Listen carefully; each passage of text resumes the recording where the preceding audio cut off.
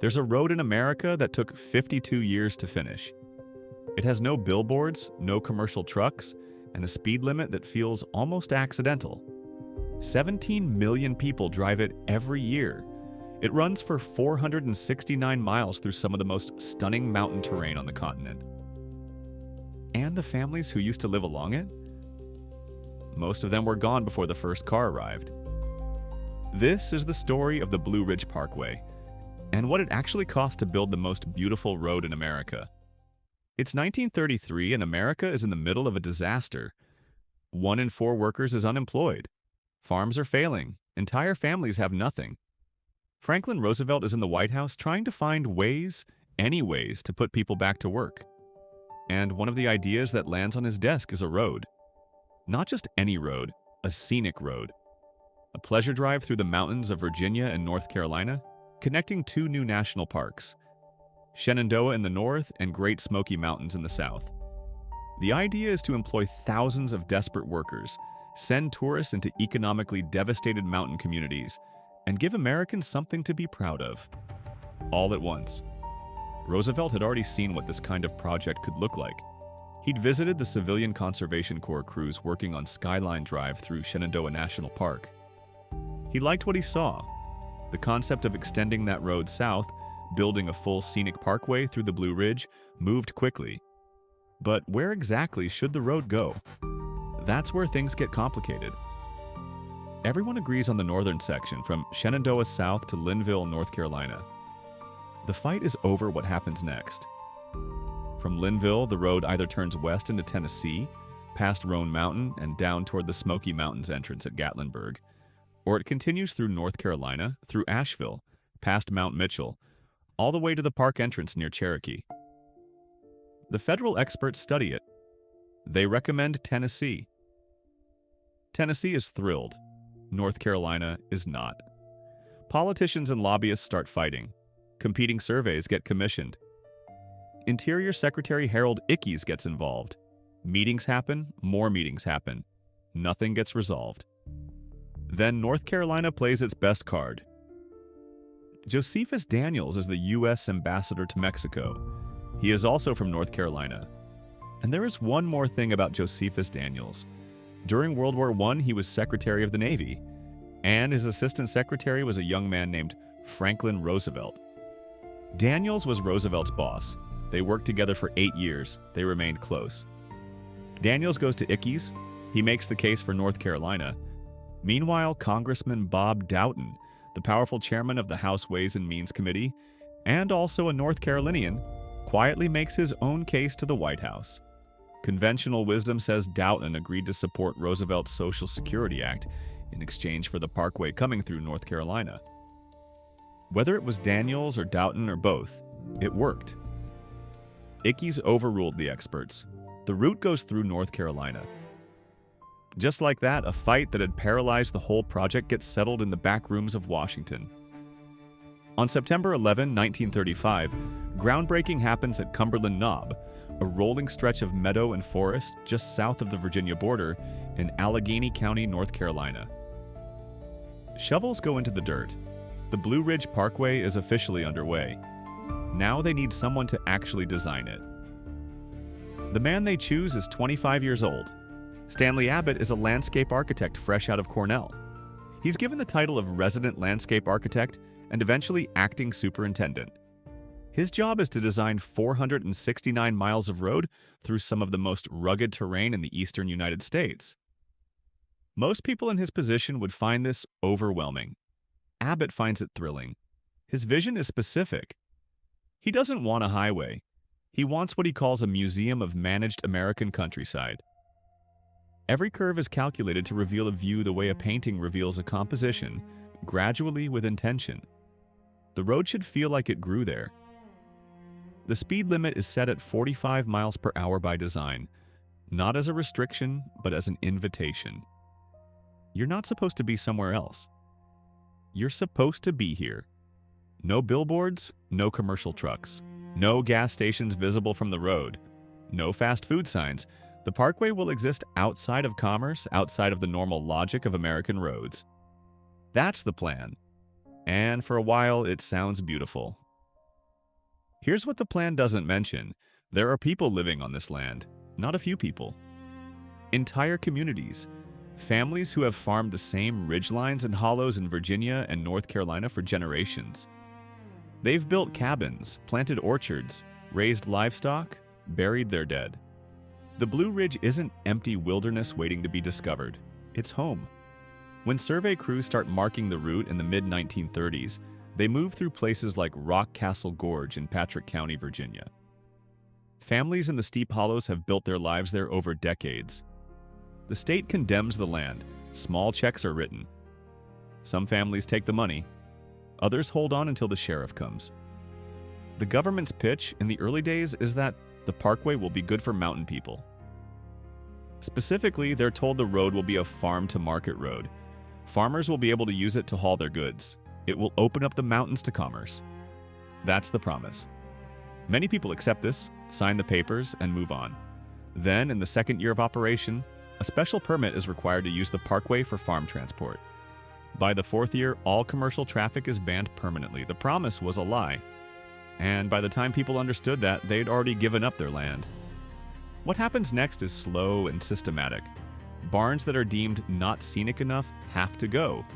If your smokehouse or sagging porch doesn't match the government's idea of what an authentic, rustic landscape looks like, it has to be removed or screened from view. Elderly couples are warned by park rangers not to plant vegetables too close to the road. Vegetables aren't scenic. They're agricultural. That's different.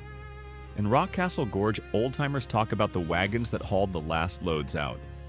One man took the boards from his cabin apart one by one and carried them down the mountain to rebuild somewhere cheaper.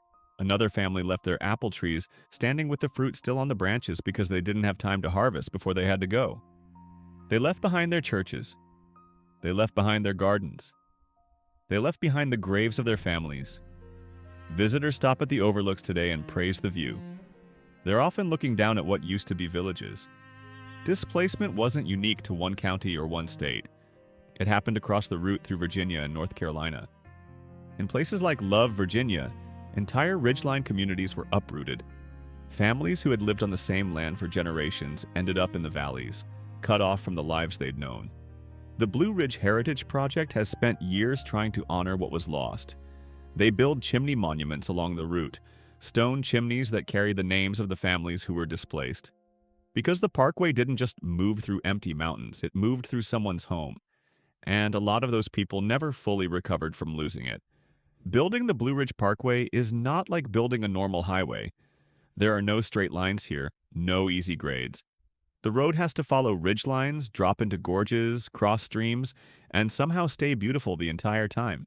And it has to be built mostly by hand. The Civilian Conservation Corps sends crews into the mountains. Many of them are teenagers.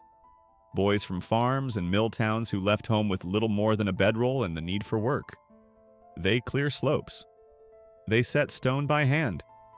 They plant trees to screen views the designers considered too industrial. Works Progress Administration crews join them. Emergency Relief Administration workers. During World War II, conscientious objectors in the Civilian Public Service Program keep certain landscape projects moving while the country is at war. The work stops entirely during the war years for major construction. When it resumes, the road gets built in pieces. Section by section, valley by valley. 26 tunnels are drilled through the mountains. Bridges are constructed over gaps that would otherwise be impassable. Gradually, the parkway takes shape from both ends toward the middle. By the 1960s, most of the road is done. But there's a gap, a significant one. In the mountains near Boone, North Carolina, a stretch of the parkway has to skirt around Grandfather Mountain. Grandfather Mountain is one of the oldest mountains in the world. The rock is ancient and fragile, and it's privately owned by a man named Hugh Morton. Morton loves Grandfather Mountain. He's opened it to the public as a private attraction, built a swinging bridge at the summit, and promoted it for decades as one of the great natural wonders of North Carolina. He is not interested in handing a piece of it over to the federal government. He and the National Park Service fight about the exact route for years. The government wants to blast through. Morton says no. The environmentalists agree with Morton. The fight drags on. Eventually, engineers come up with a solution nobody has ever tried before. They will not blast through the mountain. Instead, they will build a bridge around it. The Lynn Cove Viaduct is a 1,243-foot concrete bridge that curves along the slope of Grandfather Mountain at an elevation of 4,100 feet. The engineering challenge is unlike anything the Parkway has faced before. Heavy construction equipment can't be driven across the fragile terrain, so the whole approach has to change. Before the real work even begins, crews hike to the site on foot and lower their drilling equipment by helicopter for each borehole location, just to study the ground beneath them. Then, when construction starts in earnest, the bridge is assembled from 153 precast concrete segments, each one weighing 50 tons, connected one at a time using a stiff leg crane that rides along the structure itself as it grows outward over the slope. The viaduct is completed in 1983 at a cost of $10 million. With that final piece in place, the last section of the Parkway opens in 1987. 52 years after the groundbreaking at Cumberland Knob, the Blue Ridge Parkway is finished. It is 469 miles long. It crosses 2 states. It has 26 tunnels. And it took longer to complete than almost any other road project in American history. Here's the paradox at the heart of the Blue Ridge Parkway. The road displaced mountain communities. It banned commerce. It restricted how people could live on their own land. And then it turned around and spent decades preserving the culture of the very people it had pushed aside. At milepost 176, Mabry Mill sits on a creek in Floyd County, Virginia. It's a grist mill, a sawmill, a blacksmith shop, a wheelwright's shop. Ed Mabry built it in the early 1900s and ran it for decades. When the Parkway came through, the mill was incorporated into the road rather than demolished. Today, it's the most photographed spot on the entire Parkway. Visitors stop to watch grain being ground the old way, to see how a water wheel works, to understand something about how mountain people actually lived before electricity reached these ridges. At milepost 382, the Folk Art Center near Asheville, North Carolina, is home to the Southern Highland Craft Guild. Traditional weaving, pottery, wood carving, and basketry are demonstrated live. The crafts that Appalachian families practiced for survival, that were part of the daily fabric of mountain life, are now preserved here as living heritage, not museum exhibits. At Moses Cone Manor near Blowing Rock, daily demonstrations of weaving, rug making, gem cutting, and wood carving continue year-round. At the southern end, Cherokee heritage that has defined this landscape for thousands of years is interpreted and honored. The culture that the Parkway helped disrupt is now one of its primary attractions. The road that sealed off the mountains from commerce became the only road into them for millions of visitors. The isolation that the Parkway imposed on mountain communities eventually transformed those communities into destinations. The crafts, the music, the old ways of building and farming and cooking, they survived in part because the Parkway created a context in which they had value. That's not a comfortable story, but it's an honest one. Today, nearly 17 million people visit the Blue Ridge Parkway every year. In 2023, those visitors spent $1.39 billion in communities along the route. That spending supported more than 19,000 jobs across Virginia and North Carolina. The Appalachian Regional Commission recently awarded $5.1 million to the Blue Ridge Parkway Foundation to grow tourism across 22 Parkway-adjacent counties. The mountain communities that lost so much when the road was built are now building their economic futures around it. The view from the ridge is the same. The people who used to live there are not. The families who left didn't know they were making room for something that would keep their world alive. They just knew they were losing their homes, and that loss was real, and it was permanent. The chimneys still stand.